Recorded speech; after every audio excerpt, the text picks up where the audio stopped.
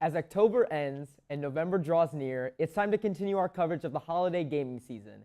With Black Friday less than a month away, the year's biggest games have already released or are coming soon. To round up the best games of October, we turn to Electronic Arts, or EA for short, who has surprisingly come out on top with Battlefield 1 and Titanfall 2. Beginning with Battlefield, developer DICE's decision to return to the past has proven to be a huge success. Settling at an 89 on Metacritic, the first-person shooter's World War I setting has gone over incredibly well with critics and fans. Both the episodic story and multiplayer modes have received high praise. I played the beta and can attest to how beautiful, fun, and bombastic the gameplay is. Yahoo Games, which gave the game a 9, best summarized Battlefield 1 by saying the game's story pays well-deserved respect to the war's veterans while also providing a robust multiplayer experience that can be enjoyed by all gamers. Titanfall 2 has received similar praise in its early reviews.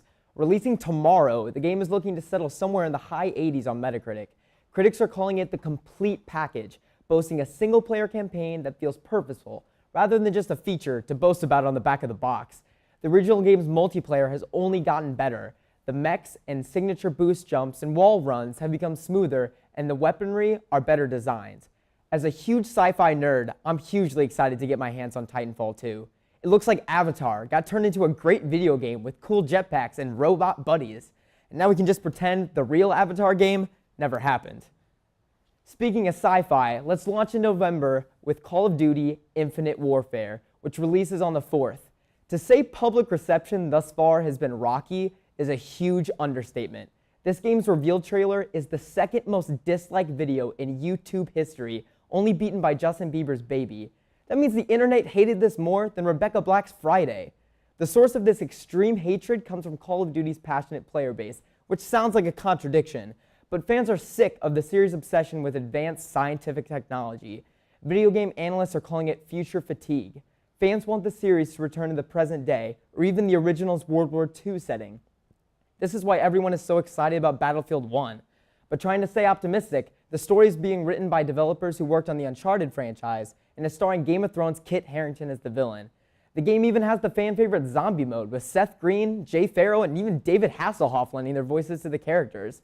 Looking at the pros and cons, this will definitely be an interesting year for the Juggernaut franchise. Will 2016 finally be the year that Call of Duty is dethroned by another shooter? Dishonored 2, my most anticipated game for November, releases on the 11th. The sequel adds a new female protagonist, but retains the gameplay the series is known for. Expect to use new supernatural powers to creatively take out targets in the Greek-inspired city of Karnaca. I'm a huge fan of the original steampunk world and its painting come-to-life art style, so I'm naturally excited for the new game and its coastal setting. While I was a fan of the original Dishonored, I was not a fan of the original Watch Dogs. Its sequel releases on the 15th and is looking to win back over gamers with a less serious story in a San Francisco setting. I found the original to be incredibly bland, with a boring protagonist and an uninteresting open world in Chicago. A poor man's Grand Theft Auto, if you will.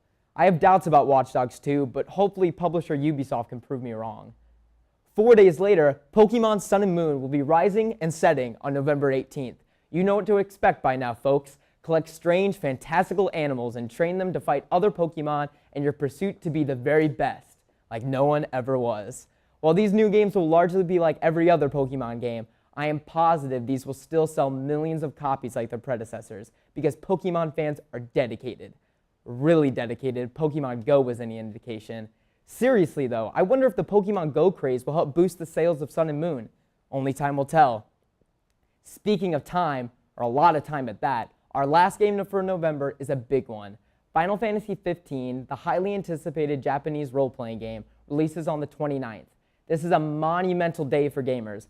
To catch everyone up, this game has been in development since 2006. 10 years ago. I was 9 years old when this game was announced, back when Pixar's Cars and DreamWorks' Over the Hedge were my favorite movies. At this point, Final Fantasy XV has become somewhat of a running joke for gamers. No one thought it would ever come out. It would just keep getting delayed every single year. In its defense, the title and story have changed over time. I guess now it's about a magical, all-dude road trip.